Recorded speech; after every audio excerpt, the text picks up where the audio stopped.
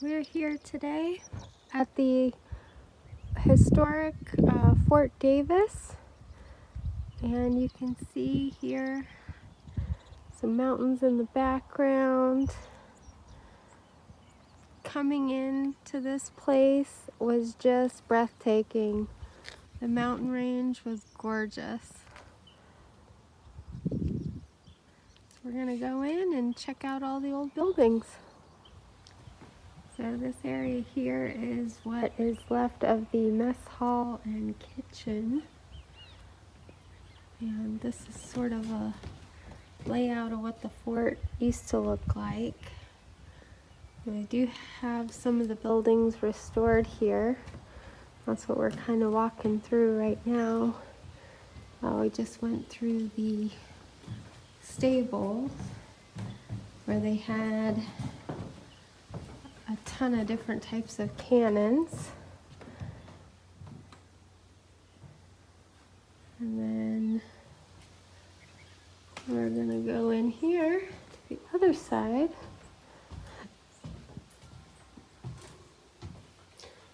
Looks like this is what the barracks would have been.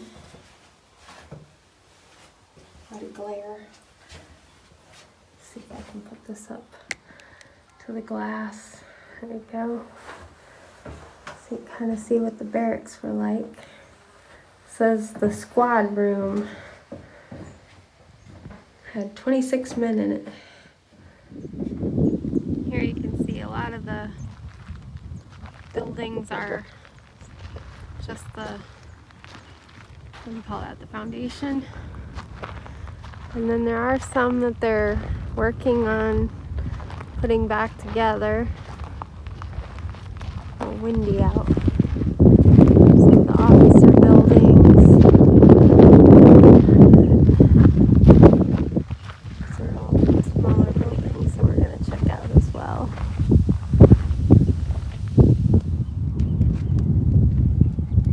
Now this guy here, he's a ornery little guy. Not happy that people are out here. These are the stables.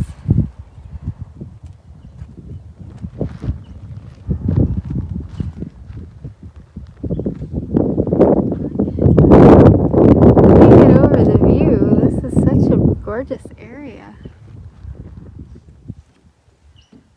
So the building on the end is the hospital supply building, and this building here is the post hospital. So it looks like they worked on restoring this building here first. The rest of the buildings down here, where the officer quarters are, those you can't really go into.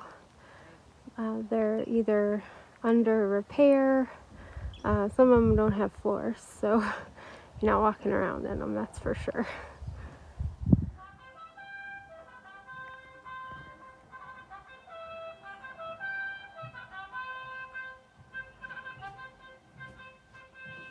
This is a lot of glass panels everywhere. You can see this is what the hospital rooms look like.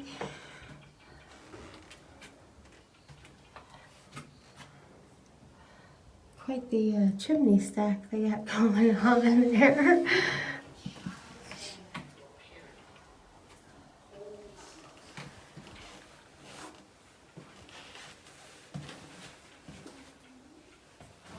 This is the surgeon's office. Ronnie was joking they kept one in the case. I'd hate to see the doctor coming at me with one of those.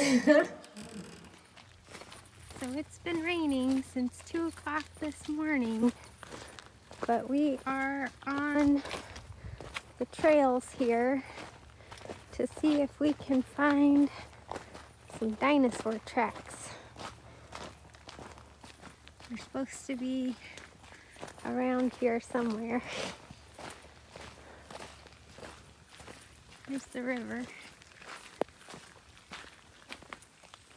So we made it down to the river, and because it has been raining since 2 o'clock in the morning, the river is really full.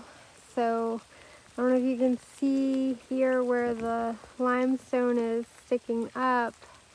That is where the tracks are, and you're just not going to be able to see any of them because this thing is got a lot of water. It's just been raining nonstop here. But we did try.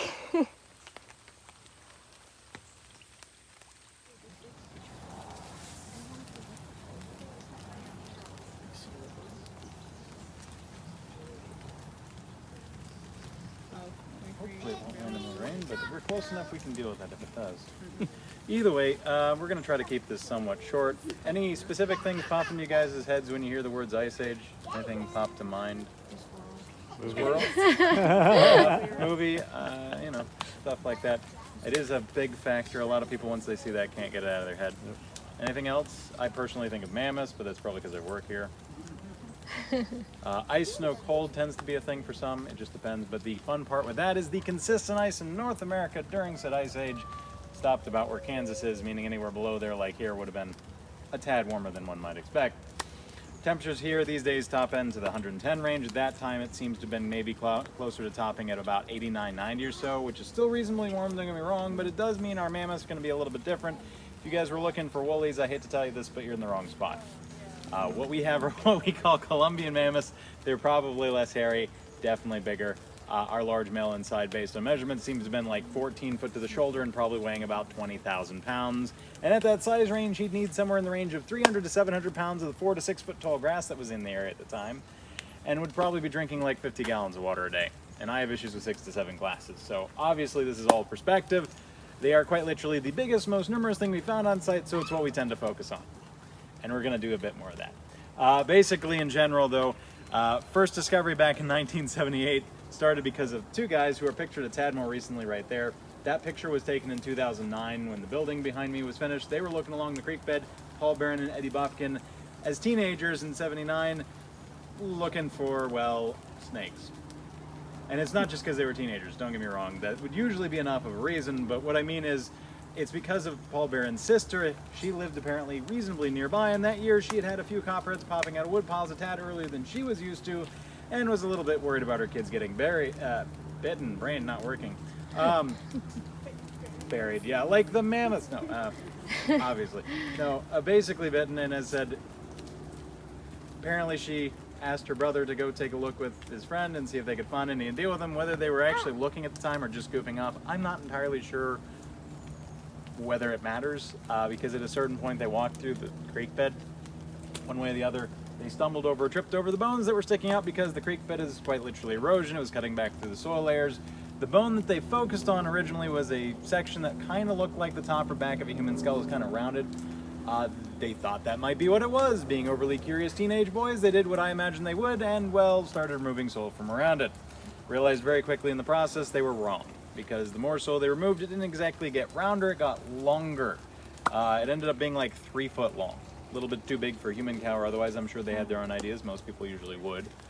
They took what they could of it over to Baylor, though, specifically the Strecker Museum. David Lintz over there identified the bone in question as a femur of a Columbian mammoth. The leg bone from the hip to knee, meaning the rounded section that looked like skull, was the ball joint for the hip socket of a Columbian mammoth. Always kind of fun to say that. But either way, it might have stopped there, because finding a mammoth bone or two, apparently not that strange. I've never randomly come across mammoth personally, so I have no real point of reference. But when they find them occasionally, it's just 1 or 2 bones, and that's about it. So when those two guys started stressing what else they'd seen out here, that caught their attention, not so much that they brought a bone in. The bone just kind of gave them legitimacy, I guess you could say. But basically, as said, they were describing a whole bunch of animals worth of bones, plus a few different potential species, and they kind of got a little excited, looked into getting permission from the people that owned the land, got that, came out here, found 16 mammoths between where we are in the building over there, adult females and juveniles, plus a few other animals that we'll get to in a second. But basically, they thought that was it, started moving that stuff out about late 80s, early 90s, because it's like, how much more could there possibly be? That's got to be everything. Because the guys, I hate to say this, tend to get kicked out of the nursery herds at the age range of 13, so when they found that grouping, they're like, okay, that's probably it. And they were pulling that stuff out, moving soil they put on the other side of the creek bed, back into the hole to fill it in, And I guess they moved more so than they originally put over there because stuff popped out on the other side of the creek bed. They started digging that direction, probably thinking it was just one or two more, kept finding stuff. Between what we're about to see inside, which is where it was found, and what was out this way, current total mammoth-wise so far is up to about 23. That's just the mammoths, though. Some of the other animals that we found include things like part of an alligator, part of a bison, several ducks, a few different turtles. Inside, we found a few more chunks of turtle or tortoise, as well as a saber-toothed cat-tooth, and our camel, which is always fun to say.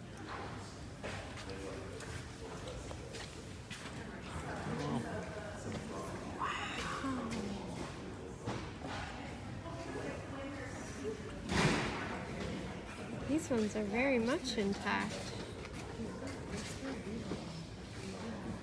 You know?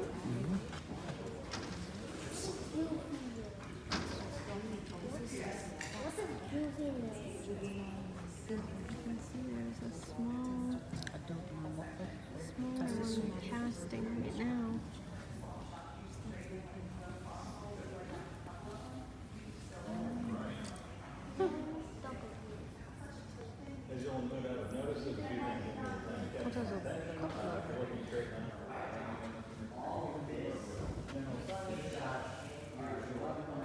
I'll leave it up to y'all, and don't forget to take this crown to the last question.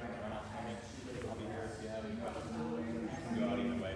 If you left anything out that way, I'd suggest going out the way you came in, especially with the potential rain. But I'm going to leave it up to y'all. There you go. We made it to our this first camping location. This is called Lake Bob Sandlin, and it's part of Titus County. You're allowed to stay here for 7 days for free before you have to move along.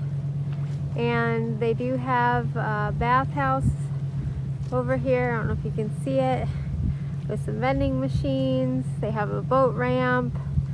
And it's actually two lakes that come together as one lake right here in the middle. So we're allowed to camp right up here at the water's edge. And since we're waiting on the battery from Signature Solar, which fingers crossed will arrive tomorrow, they are expecting a shipment tomorrow. Hopefully we can just pick it up tomorrow. If not, we might be here a few days. So we'll see. But this is where we're hunkering down for the next few days.